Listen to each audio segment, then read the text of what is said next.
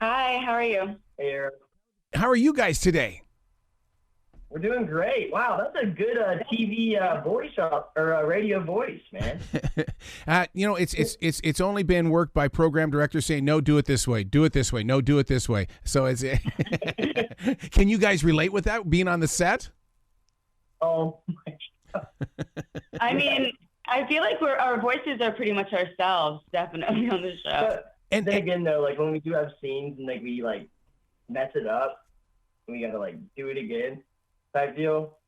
Yeah, we stutter over our words a lot. But see, I rely on shows like Buckhead Shore for exactly that reason, the realism, because it teaches the viewers as well as listeners that we're just as human and that when we do kind of flub up, we're just one of you. Yeah, we definitely have a lot of those moments on the show where we mess up, but we do a pretty good job of holding each other accountable and getting through it. Well, I think that was one thing with our show too, man, is it was just very raw and very, very real. And it was not the easiest thing to go through, especially being in the South for the amount of time that we were in it. Speaking of the South, I'm here in Charlotte. Guys, I have partied hard in Buckhead. I'm going to let you know that right now. Yeah. Where have you gone to Buckhead? It's one of those things where it's like when I was down there with a bunch of radio people and you sit there and you go, okay, I want to remember every one of these clubs. And they go, just shut up and enjoy the ride. I swear to God, that's where bar hopping started for me was because in Buckhead, you don't stay in one club. You go to them all. Yeah, you hop around for sure. Well, we're everywhere. We go out for like one thing and we end up at 10 different places. That's right. Now, do they still do the wristband where you can go between the different clubs? No, not anymore. Oh. But it depends on the event, though. Wow. So now But that actually brings up a really good point because Buckhead is so fast-paced for us, and it's like there's always something going on every single day. So us going to the lake, or technically the shore, it kind of gives us a time to like kind of get away, and get away from all of that and like cut loose. Yeah, but do you really get away? Because, I live a very fast-paced life myself, and it's like even if I try to go to a lake, it takes me 2 or 3 days to break down. I know. Well, we had every intention on getting away, but the show was honestly not necessarily getting away because there was a good bit of drama on it. Yeah. So now usually it's a good break from everything, but this summer was a little different. How'd you guys handle that southern heat though, being out there on that shore? Because you know how it is down there in Georgia. Oh yeah. It was really hot, but being on the water makes it a lot better. You just get in, Wait, well, yeah. Anya actually conquered a fear on this show. She doesn't typically like to get in the water, and she did for the first time forever. A little bit. You don't see me swimming that much. I still didn't learn how to swim this summer. Yeah, but we did not.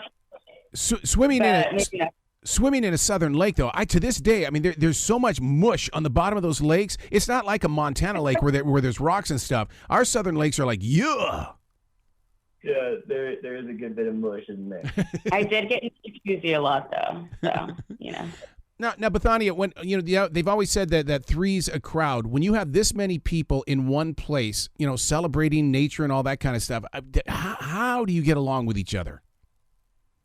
Thankfully, Parker's house is pretty big, so I think we spread out a lot. But I don't know. We're at the end of the day, we're a really tight knit group of friends, so we don't get sick of each other maybe as much as other people would. We've chosen each other as friends, so we know everything about each other, our triggers and everything. So at the end of the day, I'd rather be stuck in a house with a bunch of friends on a lake than anything. Well, also, too, Bathania was like my saving grace. Like when all hell would break loose and I'd be getting attacked by one of the girls, it was Bathania would kind of step in and help me out. I tried to be the voice of reason as much as I could. Well, Parker, Bathania brings up a very interesting point. You know each other's triggers. Now, I know you're kind of a fire starter. Do you play off those triggers?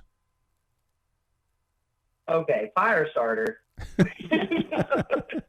In other words, you don't fear trouble. Well, exactly. I'm really I don't know why, because all I wanted really was to have all my closest friends to the lake. And I didn't want anyone to feel left out, but that ends up backfiring and just biting me right in the can I say ass on the air? Right in the ass. Yeah, you can. But because first of all, I love the fact that you guys are building. You have this relationship on Buckhead Shore on MTV, and the reason why I love that they're doing this right now. There's still a lot of people that aren't getting together, and we have to live vicariously through this show so that we can start breaking down our own walls. Absolutely. Yeah. That's so true. And I mean, it's kind of crazy because like I said, whenever we first started this show, it was, well, whenever we were pitching the show, it was me and Katie, of who I dated for the last 4 years, in quarantine at my lake house at each other's throats.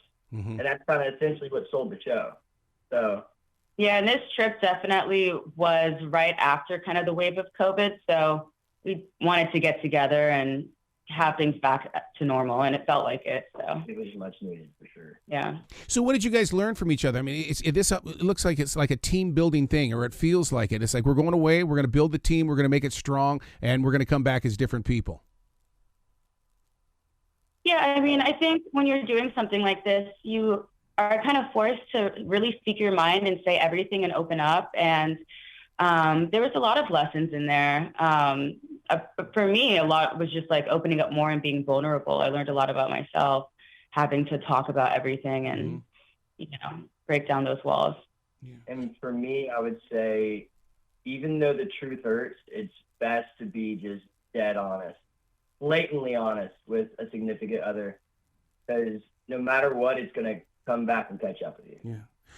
When you guys being from the Buckhead area and stuff like that, and then stepping out there to the lake, to that shore, come on, what is louder, the late nights with all of those frogs and things, or Spaghetti Junction?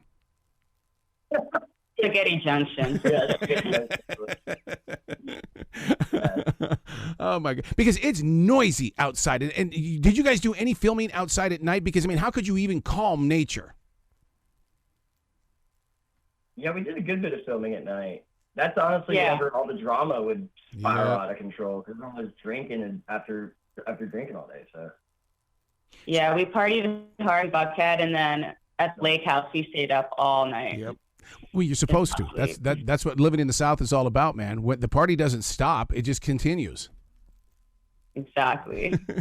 Well, congratulations on Buckhead Shore. I'm so proud of that the designers of the show to include Buckhead, because it's always been a party spot and a gigantic star here in the South.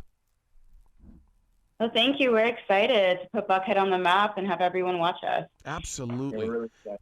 Well, come back to the show anytime in the future. The door is always going to be open for you. Thank you. Well, Look forward to it. Be brilliant today, you guys. Hey, also let us know whenever you come to Buckhead, and we'll take you out. We'll start at the varsity, and then we'll go from there. All right. Perfect. Yeah, sounds good. All right, guys. All right, bye.